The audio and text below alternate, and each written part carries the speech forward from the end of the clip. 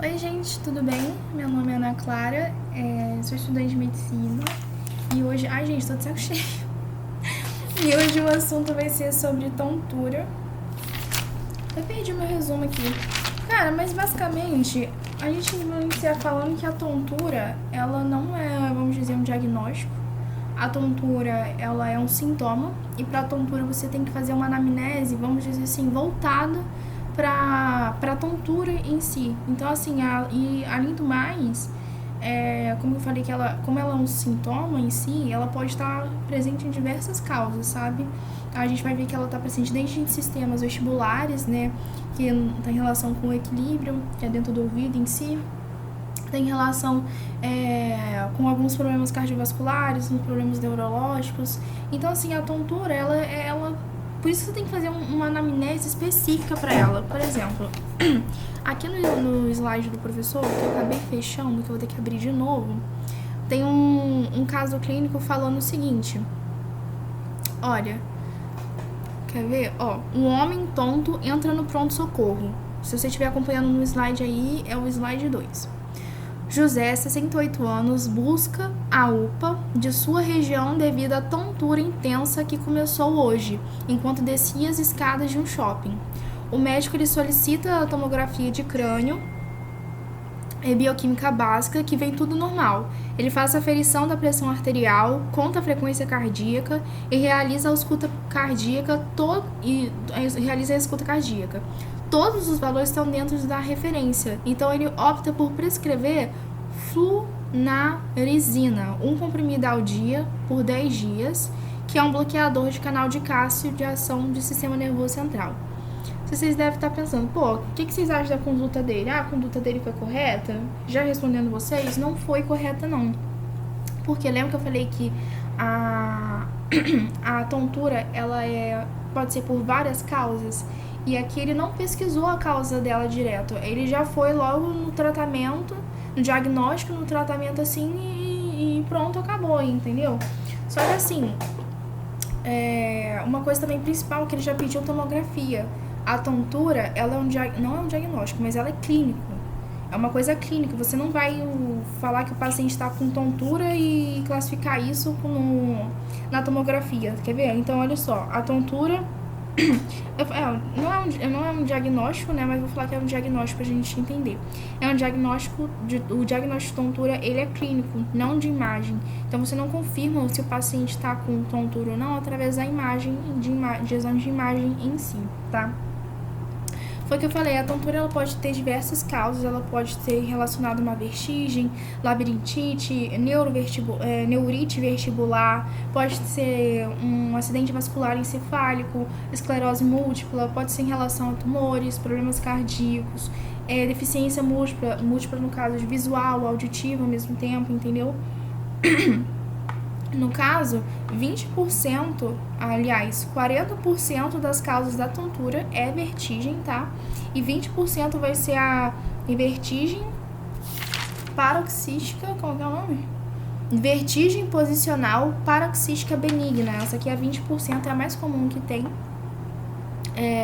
Então, em relação à tontura, a gente sempre deve pensar que a causa mais comum deve ser sempre considerada primeiro, tá? E teve um cara lá, que eu não vou saber falar o nome dele não, mas ele classificou a tontura em alguns tipos. Primeiro, vertigem, né, que a gente tem, que é basicamente a sensação de rotação, é como se tudo estivesse girando em si. A gente tem a pré-síncope, que é como a sensação de desmaio, né, é como se fosse a nossa lipotímia, né. É uma sensação de desmaio iminente, então o paciente sente que vai desmaiar a qualquer momento.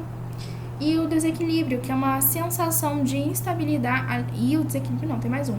Tem o desequilíbrio, que é uma sensação de instabilidade quando você anda, ou se não, quando você fica em pé. E por fim tem a tontura inespecífica, que você não se sabe geralmente a causa dela, mas ela é um desconforto vago, vamos dizer assim, ó, é a sensação vaga de desconforto, muitas vezes associadas à ansiedade.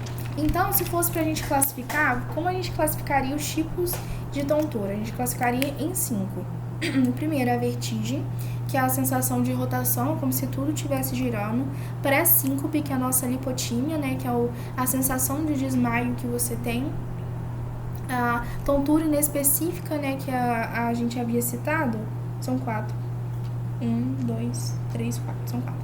A tontura inespecífica, né, que a gente havia citado, que basicamente ela é uma sensação vaga de desconforto, que ela está muito associada à sensação de ansiedade em si, e o desequilíbrio, que é a pessoa ela tem uma instabilidade, ela é uma sensação de instabilidade ao ficar em pé, ou se não, ou ao andar em si, né, ou ao caminhar ou ficar em pé. No caso da vertigem, uma coisa que eu esqueci de falar, o problema é vestibular, vertigem por isso que vem do nome. A pré-síncope, o problema é cardíaco, tá? São causas cardíacas. O desequilíbrio são problemas neurológicos ou se não motor. E a tontura inespecífica geralmente está associada com ansiedade. Só que tem um problema para você classificar o tipo de tontura, assim, você falando com o paciente, porque o paciente ele acaba se confundindo os sintomas em si, então ele não sabe classificar. Então, tipo assim, ela é como se fosse apenas um complemento, sabe? Então, o importante mesmo é a anamnese em si. O que importa na anamnese da tontura? A gente tem um modelo que a gente chama de... A gente tem um modelo de qualidade de sintoma, né? Que é justamente isso de você classificar nesses 4 tipos. Pré-síncope, vertigem, tontura inespecífica e desequilíbrio. Eu acho que eu já falei. Desequilíbrio, tontura inespecífica, vertigem e o outro... Me fugiu o nome agora. Vertigem, pré-síncope, desequilíbrio e tontura inespecífica. Eu acho que faltou essa pré-síncope em si. Então, essa é o modelo de você qualificar o sintoma da tontura. Isso no caso da anamnese. Antigamente era usado isso.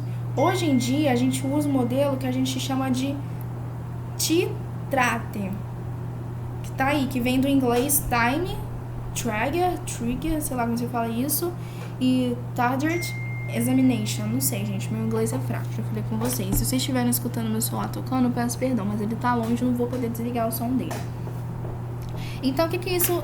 Basicamente, é a anamnese focada na tontura. Quando que começou? Quanto tempo dura? Quais são os fatores desencadeantes para isso acontecer? Sabe? Então, tipo assim, time, ela contínua ou ela surge, ou ela súbita? Ela vem e some. Quanto tempo começou? Esse trigger aqui tipo assim, o que provoca a tontura? É o ato de você virar a cabeça? É o ato de você levantar rápido? Ou é subir a escada? Entendeu? Basicamente isso. É como se fossem nossos fatores desencadeantes em si. E esse examination é basicamente exames direcionados para a tontura. O principal que a gente tem é o HINTS, né? Acho que era HINTS mesmo o nome, calma, deixa eu confirmar aqui. Era... Cadê? É HINTS, que é HINTS. É o HINTS, né? Que tem os passos dele aqui, só que... Desculpa, gente, não vou estudar isso pra prova.